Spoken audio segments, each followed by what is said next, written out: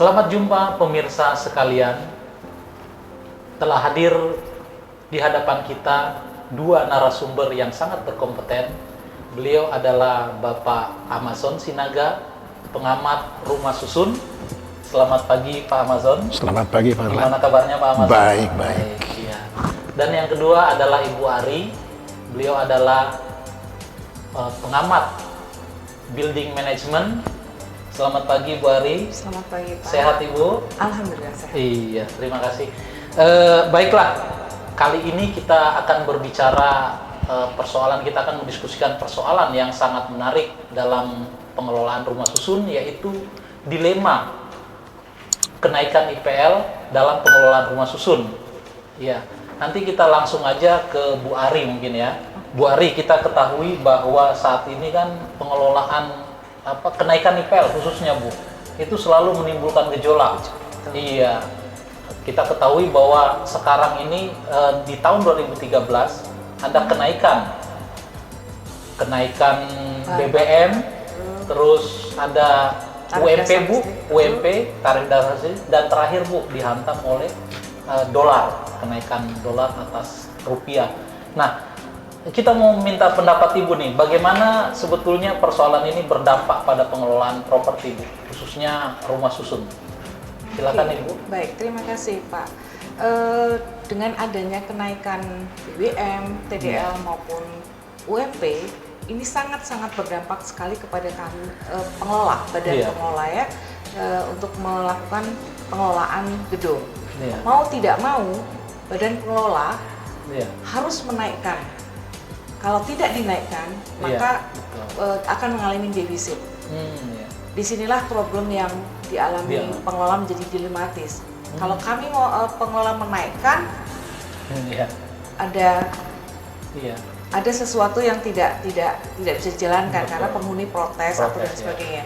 Tapi kalau tidak dinaikkan, posisi keuangan akan menjadi defisit.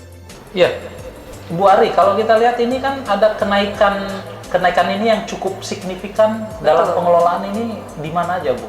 Hampir semua kebutuhan di bidang operasional tuh naik ya Pak ya? Iya. Terutama di bidang pengadaan material. Betul, iya. Material tuh baik sipil atau mekanik dan elektrik. Demikian juga dengan chemical. Iya.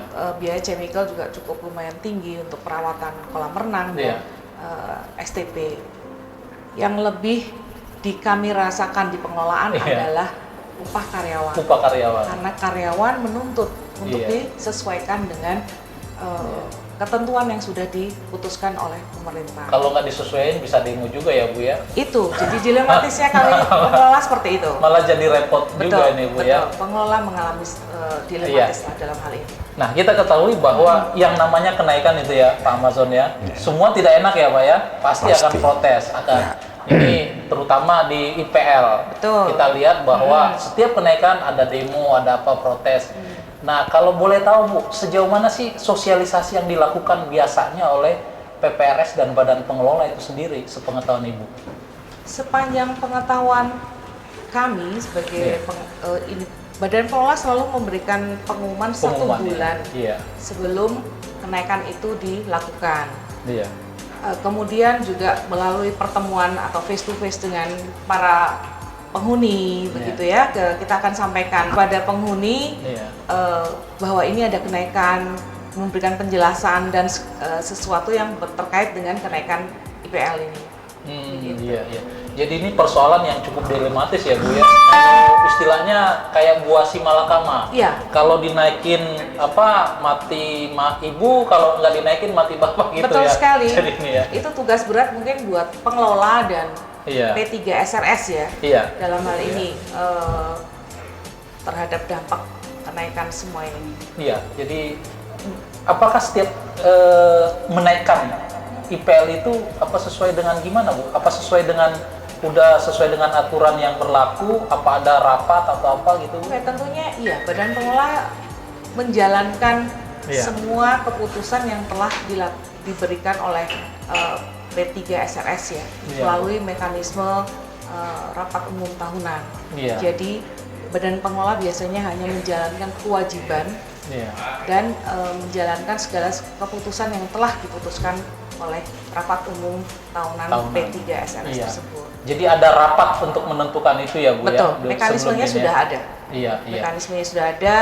Memang dalam saat rapat dilakukan ada penghuni yang mungkin tidak setuju dengan adanya kenaikan tersebut, mereka melakukan walk out dan lain sebagainya. Tapi biasanya pengelola tetap menjalankan sesuai hasil yang sudah diputuskan dalam rapat umum tahunan. Oke Bu, kita tahan dulu, kita beralih ke Pak Amazon ini. Pak Amazon, Bapak tadi udah mendengarkan perbincangan kami dengan Ibu Ari. Nah, sebagai pengamat rumah susun, bagaimana sih Pak Amazon melihat persoalan pelik terhadap kenaikan IPL di rumah susun ini, Pak? Baiklah, Pak Erlan. Saya melihat bahwa masyarakat kita ini, persoalan yang dihadapi oleh masyarakat rumah susun, masyarakat apartemen ini, sebenarnya adalah budaya masyarakat kita yang belum sepenuhnya menyadari apa hak dan kewajibannya, tanggung jawabnya. Nah, sebetulnya masalah kenaikan IPL, ya, apapun namanya, ya, dana cadangan ataupun biaya operasional, sebenarnya itu kan konsekuensi logis dari status sebagai pemilik ataupun penghuni di apartemen atau di rumah susun. Itu konsekuensi logis yang tidak bisa dihindarkan oleh siapapun. Nah, tetapi masyarakat kita belum terbiasa untuk menerima itu. Kalau itu sudah konsekuensi logis, sebenarnya siapapun tidak bisa menghindar. Dan jangan berusaha menghindar. Jadi istilahnya kenaikan ini udah pasti. Sudah pasti. Itu adalah merupakan konsekuensi logis seseorang tinggal di apartemen atau di rumah susun. Nah, jadi jangan dihindarkan, justru harus diselesaikan. Dihadapi itu. Karena sepahit apapun kenaikan itu, tidak mungkin orang lain yang menanggung itu.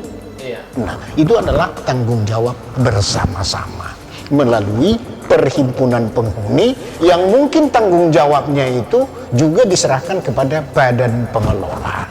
Gitu. Tapi nilai yang harus ditanggung itu adalah didistribusikan kepada semua penghuni rumah susun itu untuk menanggungnya secara bersama-sama. Iya. Jadi ini harus ditanggung bersama-sama. Harus ditanggung bersama-sama. Iya. Bagaimana kalau dalam hal ini banyak yang penghuni masalah transparansi atau ini, emang harusnya bagaimana Pak kalau menurut kacamata? Nah, sebetulnya soal itu adalah butuh proses, ya, butuh proses. Namanya kesadaran itu kan tidak serta-merta orang langsung paham, ya. Otomatis kita tidak boleh berhenti, ya. Badan pengelola jangan henti-hentinya memberikan pencerahan kepada para penghuni rumah susun atau penghuni apartemen. Pemerintah juga, terutama pemerintah daerah, harus juga memberikan pencerahan kepada rakyatnya agar menerima apa yang dikatakan di perundang-undangan tentang itu. Nah, jadi kesadaran itu tidak mungkin seperti membalik tangan, enggak. Butuh proses.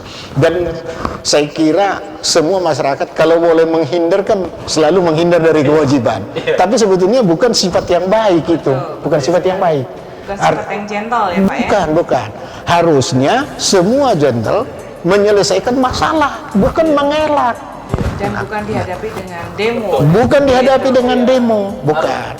Jadi gimana Pak? Harusnya jalinan mekanisme kerjasama itu antara PPRS, penghuni dan badan pengelola itu sebaiknya mereka itu bagaimana Pak untuk menghadapi ini Pak? Sebetulnya kan begini, PPRS itu adalah kristalisasi dari semua penghuni dibentuk satu badan. Itu amanat undang-undang. Jadi sebenarnya suara PPRS itu adalah suara para anggota. Nah, berhadapan dengan badan pengelola sebetulnya tidak harus ribut-ribut ini, enggak kok, enggak.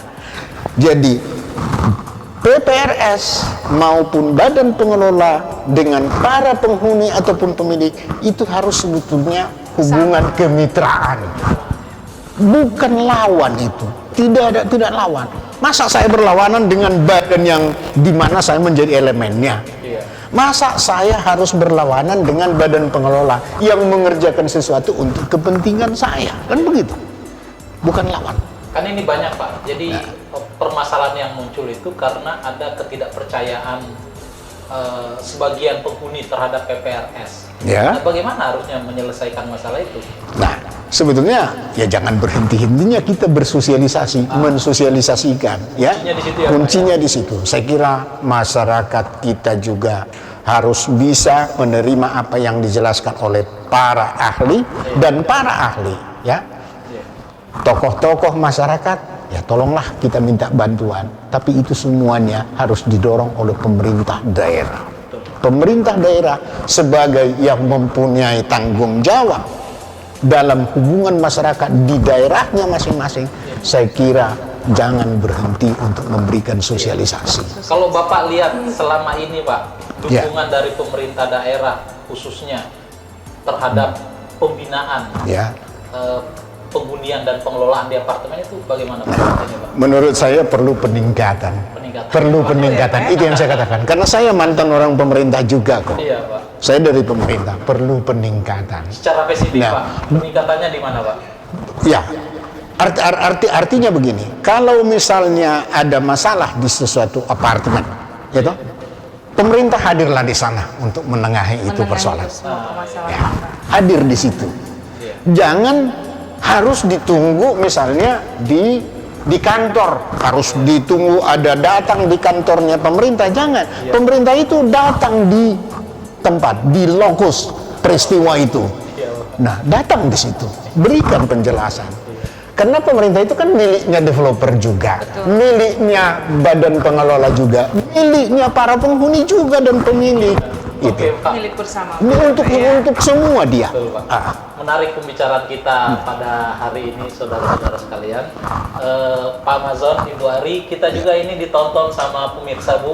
Nanti ada interaktif dari penonton yang ingin menanyakan hal-hal persoalannya terkait dengan apa yang kita bicarakan hari ini. Nah, kita tunggu penelpon kita.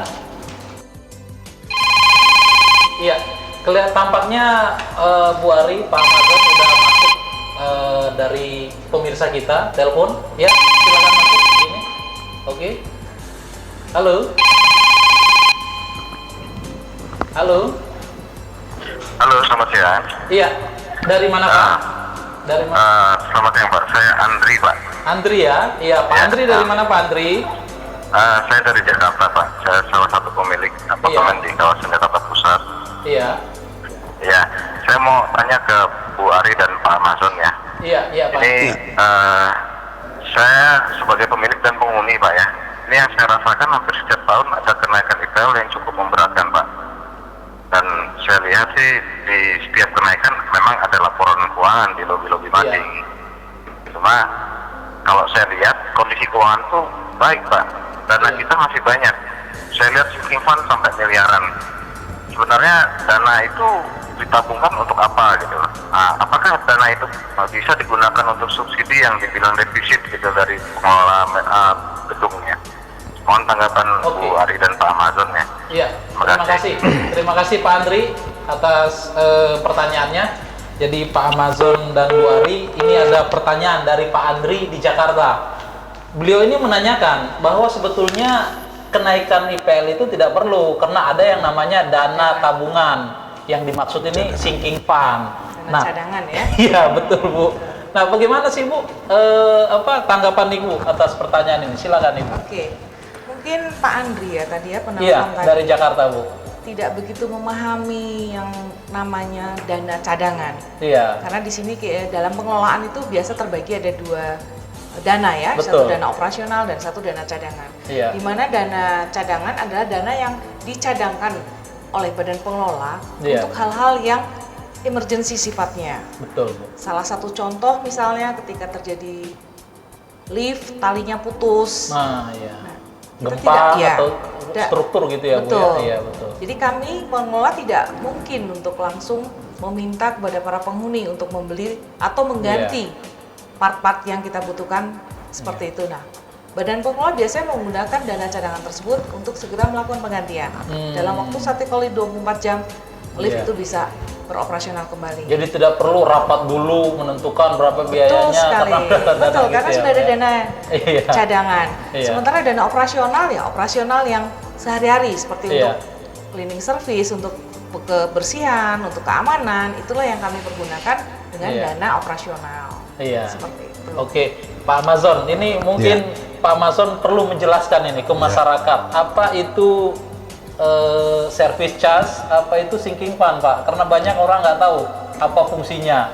Seperti yang ditanyakan oleh Pak Andre tadi, apa boleh digunakan untuk kegiatan-kegiatan yang operasional sinking fund itu, Pak? Silakan, Pak. Baik, Pak.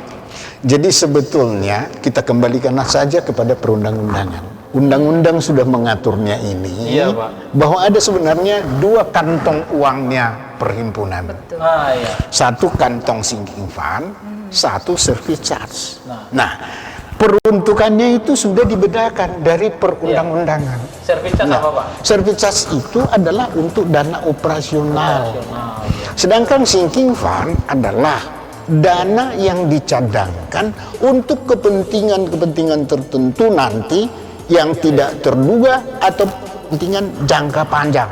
Contohnya, kalau misalnya genset Genset ya.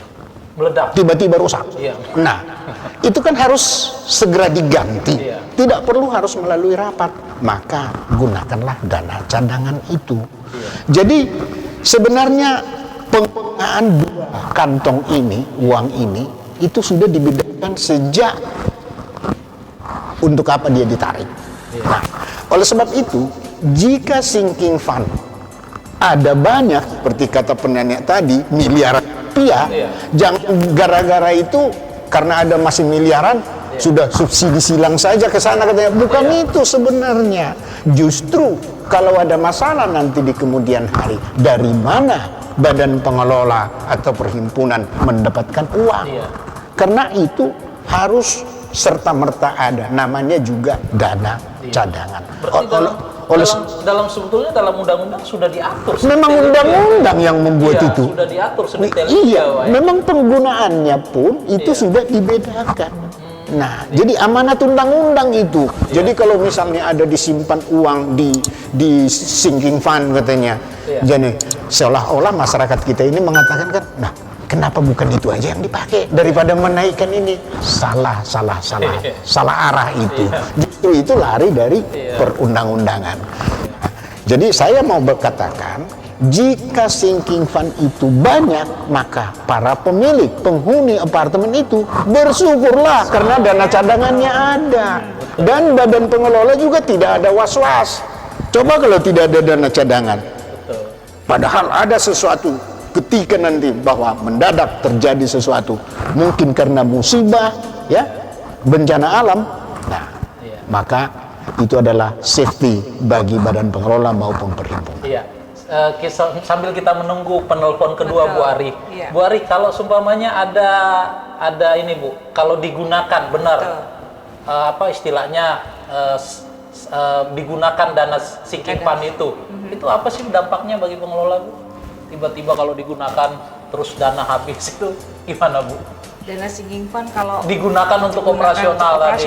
Iya. Ya, seperti tadi kembali seperti yang dijelaskan oleh Bapak Amazon bahwa ketika terjadi sesuatu yang emergency, kami tidak memiliki dana lagi, pengelola tidak memiliki dana lagi, sehingga itu akan menyulitkan buat pengelola dalam mengatasi masalah tersebut. Betul, Ibu. Seperti itu. Jadi penjelasan dari Pak Amazon tadi sudah sangat detail. Mungkin dalam hal ini pengelola, badan pengelola punya kewajiban untuk selalu memberikan edukasi ya. Oke, Bu, ini ada pertanyaan lagi. Silakan. Satu dari pemirsa kita. Baik. Ya, silakan. Nama dan dari mana, Pak, Ibu? Iya, selamat siang, Ibu. Dari mana, Ibu? Saya Wayan dari Bali nih, Pak. Oh, dari Bali. Iya, Ibu Wayan. Silakan, Ibu Wayan. Iya, terima kasih. Saya salah satu pemilik dan penghuni apartemen di daerah selatan. Saya mau tanya, dengan seringnya kenaikan IPL, sedangkan saya sendiri tidak pernah menempati apartemen tersebut, tapi saya tetap harus membayar tuh, Pak. Terus yang saya ingin tanyakan, antara penghuni yang tinggal dan yang tidak menempati apartemen seperti saya. Iya. Tarif IPL-nya itu disamakan atau tidak ya Pak ya? Iya. Tidak menikmati fasilitas tersebut ya? Iya, iya. Ya cukup. Oke. Terima kasih Ya, banyak ya itu Pak aja, ya. Bu Wayan. Ya, terima kasih Bu Wayan dari Bali, Ibu jauh-jauh dari Iya, Bali betul, mengerjakan ini. Jadi ini Bu Wayan ini Bu punya apartemen di Jakarta. Dia tidak menempati, tapi dia keberatan nih Pak. Kok dia bayar IPL-nya sama dengan yang menghuni? Kok saya nggak menikmati fasilitas kok harus saya bayar sama? Nah, ini Bu Ari gimana cara jawabnya nih Bu? Menarik juga ya pertanyaan Iya. Bu Wayan tadi ya. Iya Bu. Seperti yang sudah disampaikan di pembicaraan kami di awal tadi, bahwa ketika kita sudah berani untuk memiliki apartemen, Iya. kewajiban kita adalah sama Iya. untuk melakukan apa yang sudah diharuskan Betul.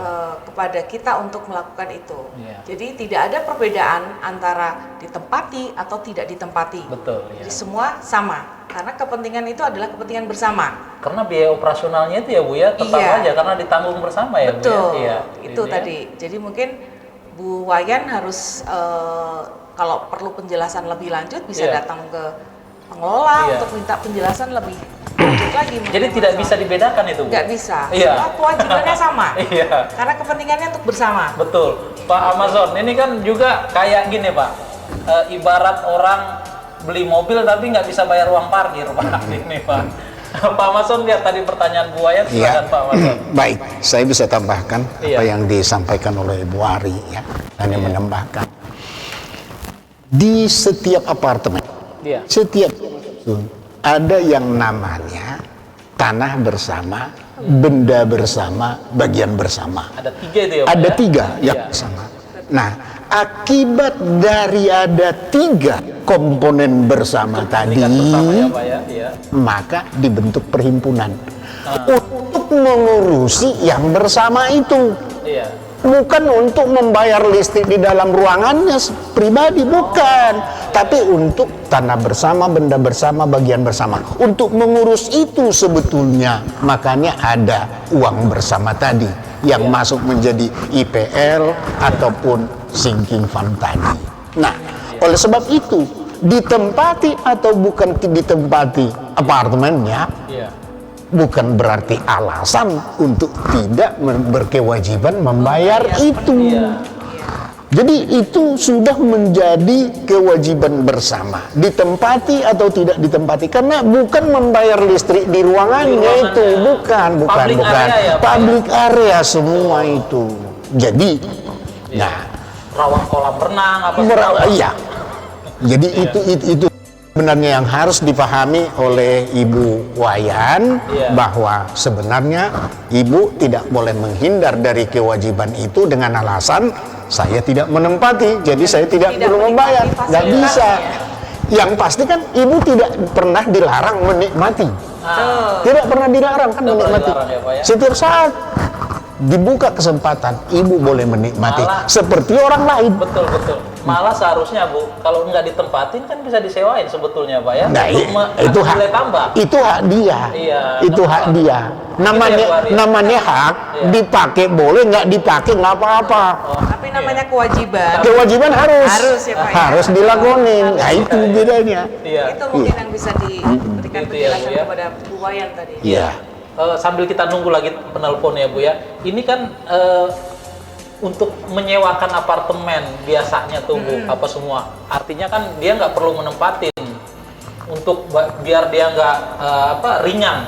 Itu kan bisa dibayar oleh penyewanya. Kalau di pengelola sendiri ada nggak Bu jasa untuk itu penyewaan? Ya, biasanya secara umum Iya. pengelola ada ya, Iya, gitu namanya ya.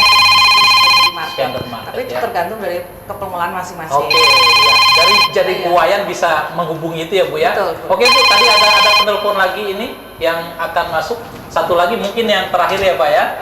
Oke, silakan. Dari mana? Mohon disebutkan namanya. Sambil. Halo. Halo.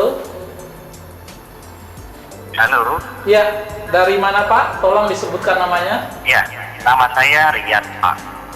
Siapa Pak? Saya salah satu penghuni di Maaf, apartemen dengan di siapa, Pak? Jakarta Barat. Maaf, dengan siapa Pak? Dengan Bapak Rian, Pak. Pak Rian. Iya, Pak Rian dari mana Pak?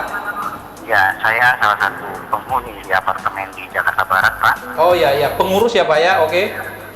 Ya, pada pemilik, Pak, pemilik. Oh pemilik, ya silakan Pak.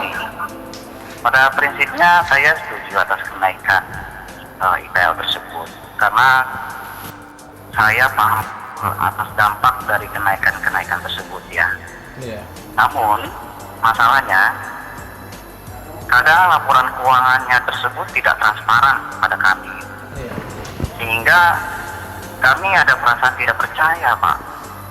Nah, satu pertanyaan saya, bagaimana mekanisme penghuni untuk mengetahui posisi laporan keuangan tersebut, Pak? Iya. Mungkin itu saja pertanyaan saya. Terima kasih, Iya. Pak. Itu tadi Rian Pak dari Jakarta Barat. Iya. Kelihatannya dia mempertanyakan nih masalah transparansi. Ini masalah yang ya? sensitif sekali Pak. Sensitif. Ini biasanya yang dikejar oleh penghuni. Nah, yang ditanya itu bisa mekanisme. Itu kalau seumpamanya penghuni ingin tahu posisi laporan keuangan itu bagaimana sih Bu sebetulnya? Kan itu memang udah ditempelin di mading apa semua. Gimana Bu selama ini Bu? Oke, seperti yang sudah ada dalam anggaran dasar anggaran rumah tangga P3SRS tersebut, penghuni bisa ya, untuk mengetahui posisi laporan keuangan. Tentunya sudah ada mekanisme dan aturannya. Datang ke pengelola setelah memberikan surat kepada P3SRS. Kemudian pengelola akan menjelaskan masalah laporan keuangan seperti yang ditanyakan Pak Rian tadi. Jadi tidak sulit lah. Kalau dia mau tahu detailnya. Betul, ya Bu ya. Tidak sulit, semuanya pengelola saya rasa memberikan kesempatan untuk melihat laporan keuangan. Tapi secara umum itu di laporan itu udah ditempelkan di mading gitu ya Bu? Ya, untuk itu ini sudah ya? audit ya. Audit ya. Sudah dilakukan audit, jadi auditnya independen ya. Begitu. Ada auditor independen ya Bu ya untuk itu ya. Betul. Karena memang disyaratkan oleh undang-undang gitu ya Bu ya. Gitu sangat. Iya, Pak Mason ini Pak. Mengenai ini Pak, ini kan masalah transparansi Pak. Gitu. Sebetulnya bagaimana sih Pak? Apa ini Pak? Apa setiap penghuni tiba-tiba pingin nanya langsung aja datang itu tanpa ada surat atau gimana? Gimana sih sebetulnya mereka kalau ingin tahu itu Pak? Kembali di awal pembicaraan kita, ini kan masalah budaya bangsa sebetulnya. Pak. Jadi masyarakat kita selalu menganggap kalau uang yang sudah menjadi uang bersama disetorkan kepada perhimpunan dengan kantong sinking fund ataupun IPL tadi, Pak. Selalu dia ada curiga dikemanakan itu uang. Sama saja dengan donasi ya, donatur. Ya. Kegiatan apapun di negara ini saya perhatikan. Kalau seseorang donatur itu memberikan uang, lantas setelah diberikan selalu dia bicara dikemanain sih itu uang katanya. Sebenarnya tidak seperti itu. Mekanisme pertanggungjawaban keuangan pasti diatur di anggaran dasar anggaran rumah tangga perhimpunan. Pasti diatur. Anggaran dasar anggaran rumah tangga, ingat, itu pasti disahkan oleh Gubernur DKI kalau di Jakarta. Kalau di daerah lain itu oleh Bupati atau Wali Kota. Itu disahkan Pak? Disahkan. Bukan. Anggaran dasar anggaran rumah tangganya. Nah, anggaran dasarnya itu disahkan, makanya di situ tata cara pertanggungjawaban pun kan sudah diatur sana, walaupun tidak detail. Maksud saya sudah ada amanat anggaran dasar. Amanat anggaran dasar berdasarkan undang-undang. Nah, bahwa harus beginilah pertanggungjawabannya. Nah, ikutilah itu. Jangan setiap saat, gimana uang harus dipertanggungjawab. Tidak seperti itu. Seperti kata Ibu Ari tadi, sudah pasti ada misalnya pengumuman mengenai kondisi keuangan perhimpunan begini keadaannya. Tapi bila mana ada seseorang perlu mempertanyakan secara pribadi, ya ajukanlah seperti yang diamanatkan di anggaran dasar anggaran rumah tangga.